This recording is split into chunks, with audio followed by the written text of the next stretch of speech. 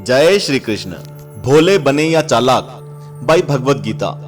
समाज में एक विचार हमेशा से बहुत प्रचलित है, वो है कि भोलापन हमेशा मनुष्य को ले डूबता है।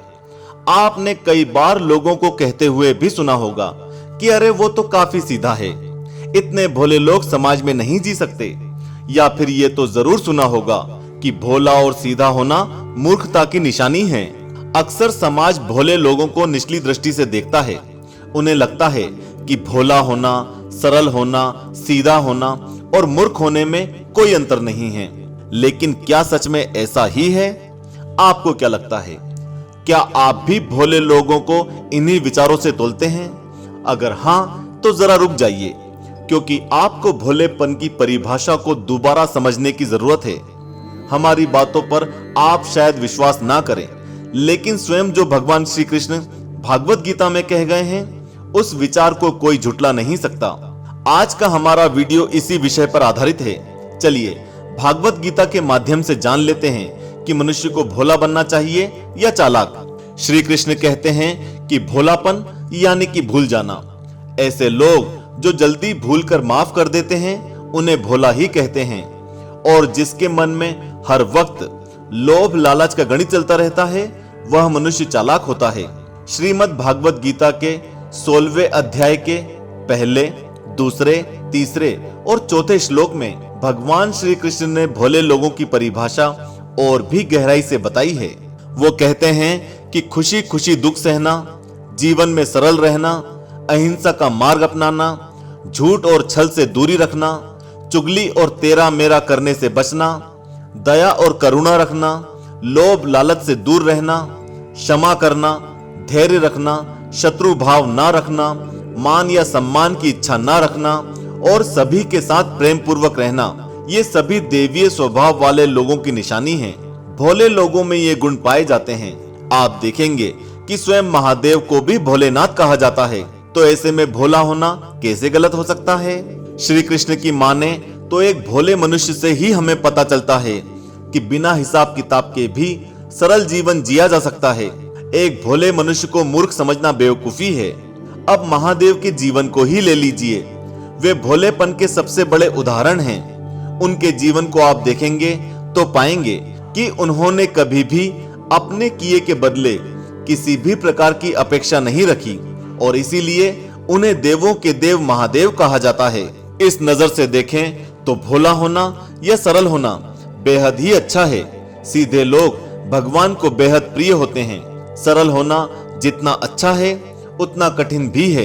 ये हर किसी के बस की बात नहीं, लेकिन किसी भी निष्कर्ष पर पहुंचने से पहले सिक्के के दूसरे पहलू को भी देख लेते हैं। हम सभी जानते हैं कि मनुष्य का संबंध केवल भगवान से नहीं होता, बल्कि इंसानों से भी होता है।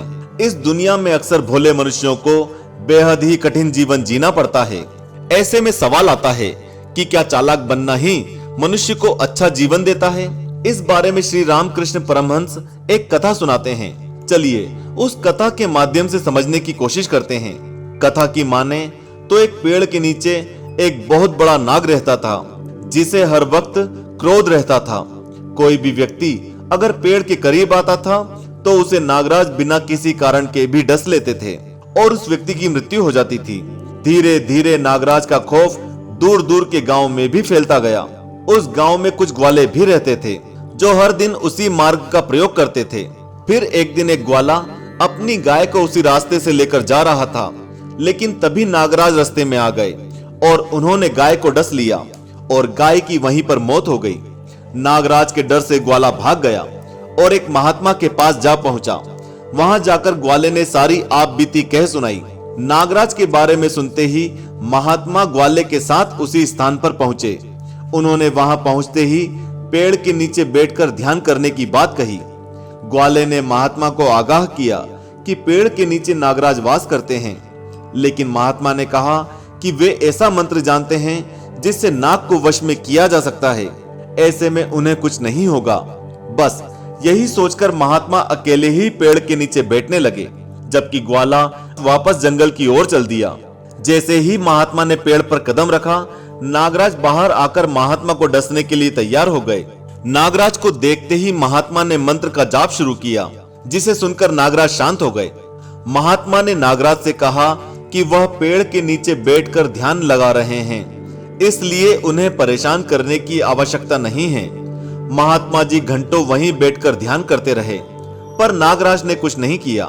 आंखें खोलने पर उन्होंने नाग से पूछा कि वह मासूम लोगों की जान क्यों लेते हैं, जिस पर उसने कहा कि मुझे गुस्सा बहुत आता है और मैं गुस्से में ऐसा कर बैठता हूँ। ऐसे ने महात्मा ने सर्प को एक मंत्र दिया और कहा कि इस मंत्र के जाप से वह अपने क्रोध पर काबू रख पाएंगे और ऐसा कृत्य नहीं करेंगे। महात्मा ने नागराज को यह सीख दी, तुम किसी को भी परेशान नहीं करोगे, किसी को भी नहीं डसोगे और अपने क्रोध पर नियंत्रण रखोगे। नागराज से ये वचन लेने के बाद महात्मा वहां से चल दिए। इस घटना के बाद नागराज हमेशा के लिए शांत हो गए। लोगों को जैसे ही लगा कि नागराज अब मनुष्यों का कुछ भी बुरा नहीं करने वाले, तो उन्होंने सांप को पत्थर मारना शुरू कर दिया। लेकिन नागराज ने परेशान होकर कभी भी किसी को नहीं डसा। फिर एक दिन बच्चों के कुछ समूह ने नागराज को पूंछ से पकड़कर हवा में उछालना और परेशान करना शुरू कर दिया। नीचे गिरने पर नागराज का सर पत्थर से जा लगा, जिससे वे घायल हो गए और बच्चों को लगा कि नागराज की मौत हो चुकी है, लेकिन वे जिंदा थे। किसी तरह हिम्मत जुटाकर नागराज अपने पेड़ तक पहुंचे और काफी दिन तक बिल से बाहर नहीं आए। फिर एक दिन महात्मा दोबारा उस पेड़ पर आए और नागराज का हाल देखकर इसका कारण पूछने लगे, जिस पर नागराज ने बताया कि अब वह बदल चुके हैं और पहले जैसा व्यवहार नहीं करते, इसलिए उनके लिए जीवन कष्टदायी हो रहा है। महात्मा ने नागराज को ज्ञान दिया कि दूसरों को नुकसान पहुंचाने और खुद की आत्मरक्षा करने में अंतर है। वे बच्चे और लोगों को अपनी आत्मरक्षा के लिए डरा सकते हैं। लोगों को नुकसान पहुंचाना गलत है, लेकिन स्वयं के साथ गलत होने देना भी मूर्खता है। इस बात को ध्यान में रखते हुए नागराज ने भी ऐसा ही किया। ये कहानी हमें बताती है कि भोला होना सही है, लेकिन स्वयं की रक्षा के लिए चालाक होना भी जरूरी है। जीवित रहने के लिए और समाज में अपनी प्रतिष्ठा बनाए रखने के लिए आप हमेशा एक जैसे नहीं रह सकते। भोले लोग अक्सर मन के सच्चे होते हैं, लेकिन कपटी और चालाक लोगों के साथ उन्हें भी चालाकी दिखाने की आवश्यकता है, नहीं तो आपका जीवन व्यर्थ है। अपने फायदे के लिए दूसरे का नुकसान करना सही नहीं, लेकिन जिस कार्य से आपको फायदा होता है वह जरूर करना चाहिए। और जो अपने कार्य के लिए आपका फायदा उठाने की कोशिश करें, उनसे बचना चाहिए। आज के लिए इस वीडियो में बस इतना ही। स्टोरी अच्छी लगी हो तो इसे लाइक करें।